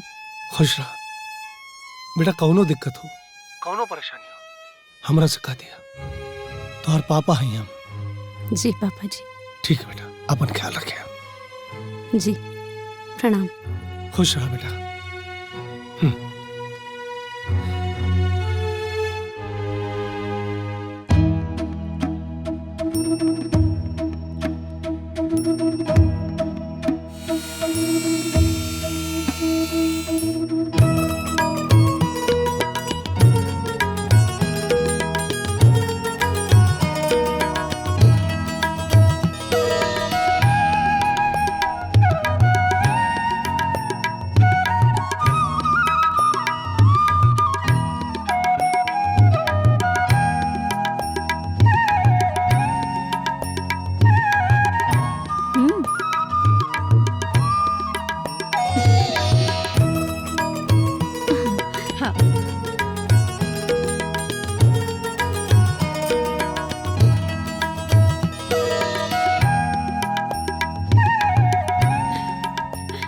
खुश रहा। अरे वाह, हमार बबुआ के हल्दी लगा था। बहुत सुंदर लगा था। अरे मुँह पे ठीक से लगा हुआ।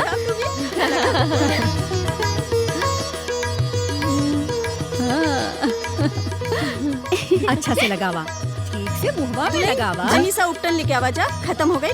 अभी लेके आओ। जा। बढ़िया से लगावा, सुंदर बना था एकदम।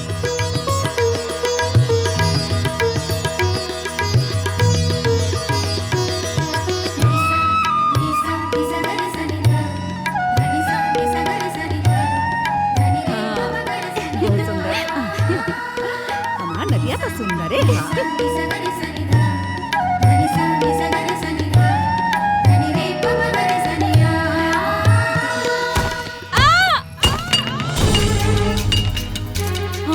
भाभी।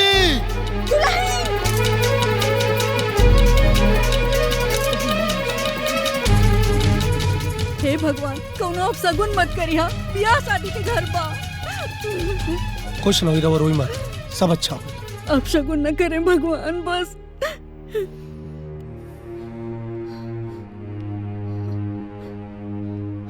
हे भगवान, ओम नमः शिवाय, ओम नमः शिवाय, ओम नमः शिवाय, ओम नमः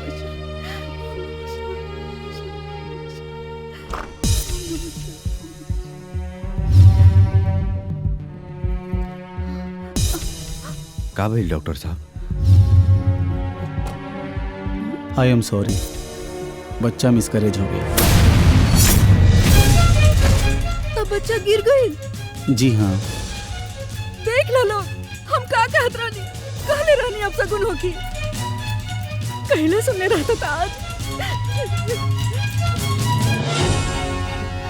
हो गए जो लोग कहत रहनी, जोने के डर रहे वहे हो गए। अगर कन्या का ग्रह दशा अच्छा ना चल रहा हो तो उसका असर वर पक्ष पे भी पड़ सकता है।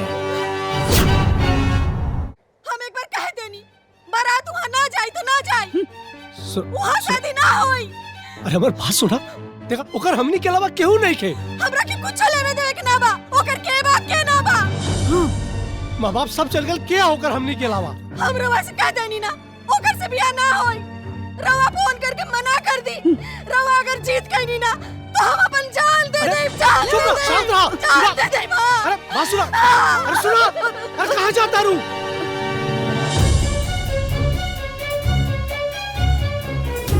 गुड़िया हमार बिटिया ही और हमरा और बोझ कम कर चाहता। काहे कि हमार बेटी हमार दुनिया है।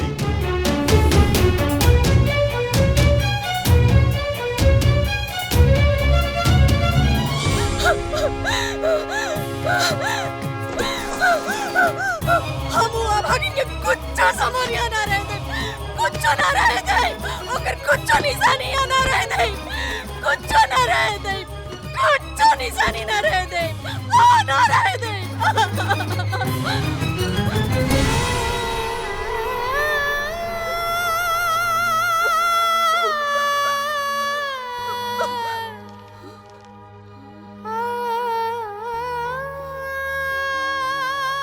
समधन जी, हम रउआ से गुड़िया के बारे में कुछ बात कहे के चाहता नहीं। दरअसल गुड़िया हमार बेटी नहीं खे।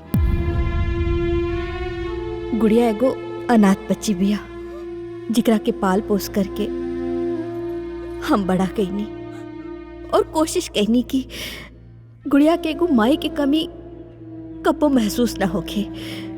समधन जी, रउआ से बिनती बा कि हमरे गुड़िया के कबो ऐसे ना महसूस होखे कि ऊ अनाथ बिया। हमरा के रउआ ऊपर पूरा विश्वास बा कि ब्याहे के बाद रउआ हमरा बेटी के अपना बेटी जैसन मानब। हे भगवान, एगो अनाथ लड़की के चलते वो लोग इतना सब कुछ करला। हे दामाद जी, जल्दी करी ना फोन, कहीं वो कुछ कर ना ली। हे जी, हे जी, हे जी, हे जी, क्या करता हूँ मालकिन? पूरा क्या करता हूँ?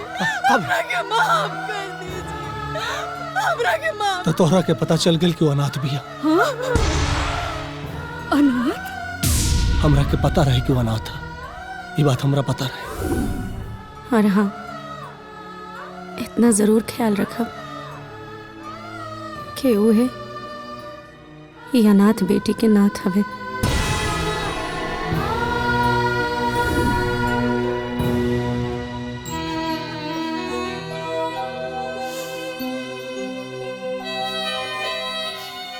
हम कितना बोलत रहनी अब सगुनी।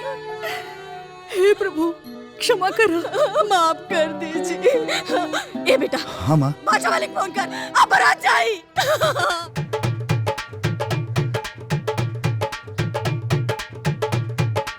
चल ले बिट्टू के बाबा, बेटवा बियाहन हो। चल ले बिट्टू के बाबा, बेटवा बियाहन हो। दल के चिरैया सब उड़ल जास हो। दल के चिरैया सब उड़ल जास हो। का तू चिरैया सब उड़ल जास हो। हमहू त जात बानी, बेटवा बियाहन हो। हमहू त जात बानी।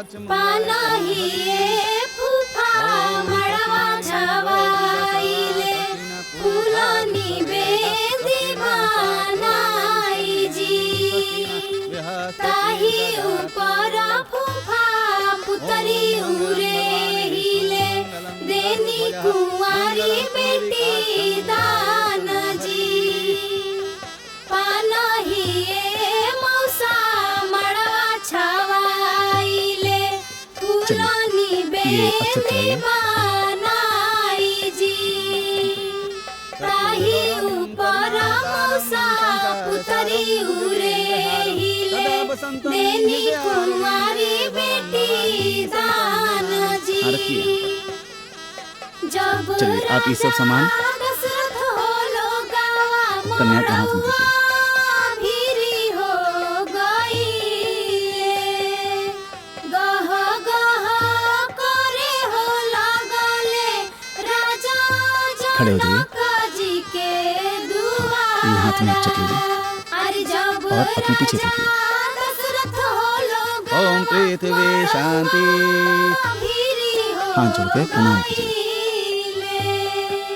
गह गह करे हो लगले श्री जानकी जी के हो मड़उआ धीरे धीरे चली नव से हमरो अंगनवा है ठेस जानी लागे नव से कमल बदनवा है कहाँ रौरी घर द्वार के कर ललनवा है धीरे धीरे आई नव से दूल्हा का वस्त्र लाइए। अंगनवा है नीली पीली धोती आके पियर किनारी है पहिनी राजा रामचंद्र मिलल ससुरारी है पहिनी राजा रामचंद्र मिलल ससुरारी है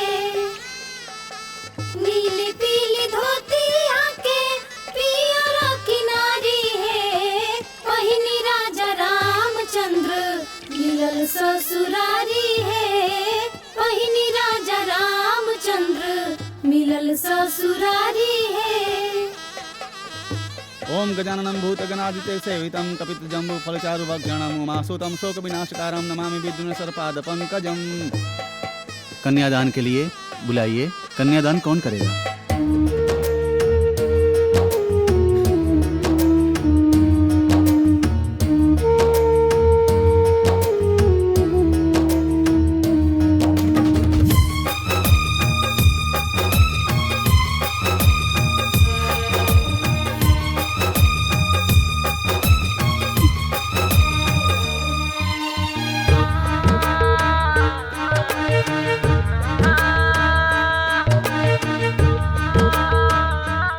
पापा जी माई खश रहुआ लोग हमरा पास रहती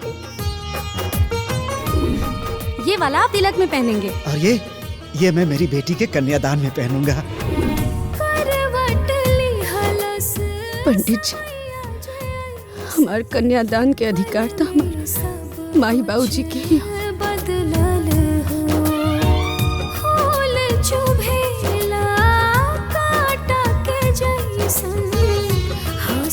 भाई को बुलाइए।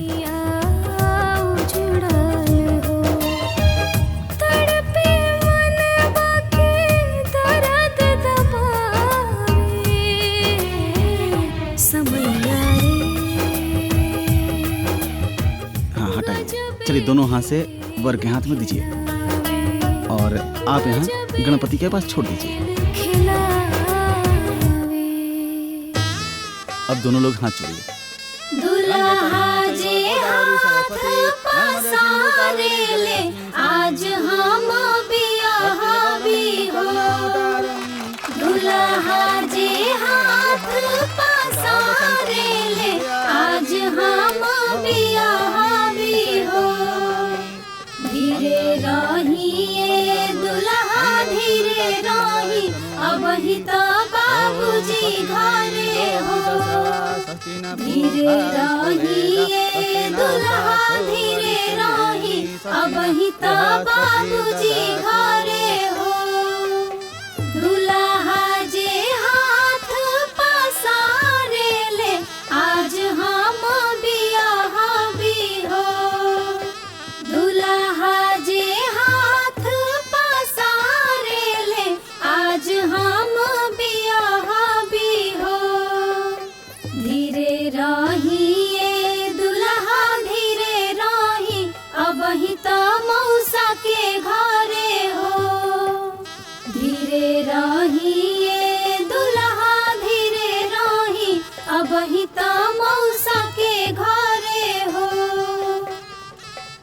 चलिए सिंदूर दान कीजिए।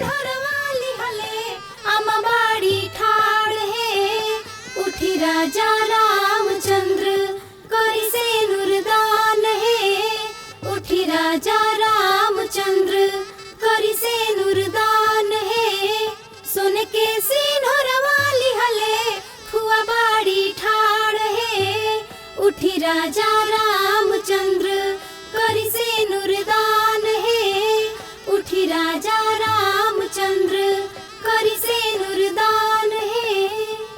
विवाह संपन्न हुआ।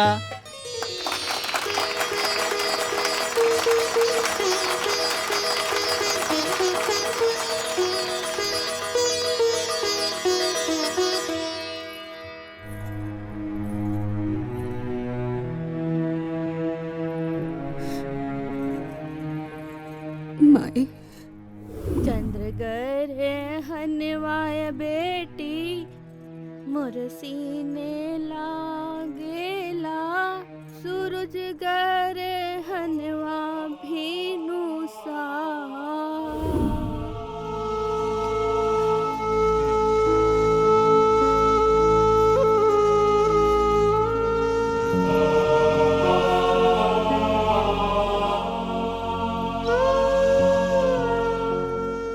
अब रउआ लोग के बेटी अपना नैहर से विदा होके जा रहल बिया। अपना दिल पे पत्थर रख के हमरा से जितना भई रउआ लोग के अरमान के पूरा करे की कोशिश कईनी। अगर रउआ बेटी से कोनो गलती भइल होके तो माफ कर दे।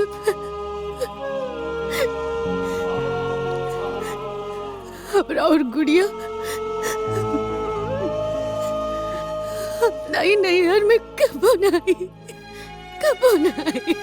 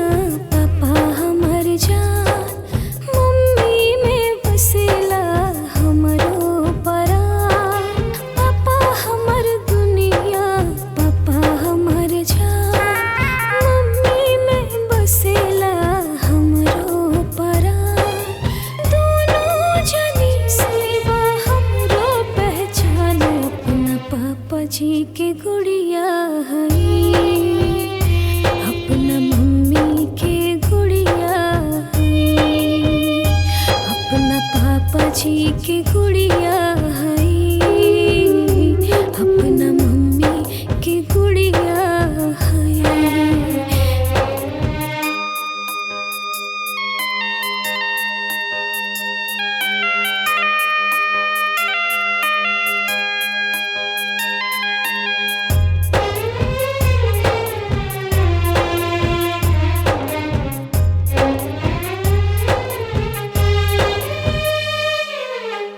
छूटल जाला हमरा से अब नैहर के जहान हो पूरा कईनी मम्मी पापा के रहे जे अरमान हो मम्मी के याद अंगनैया छूटे पापा बिना आज हमर डोली उठे के काहे गुड़िया के राखी हमर ध्यान अपना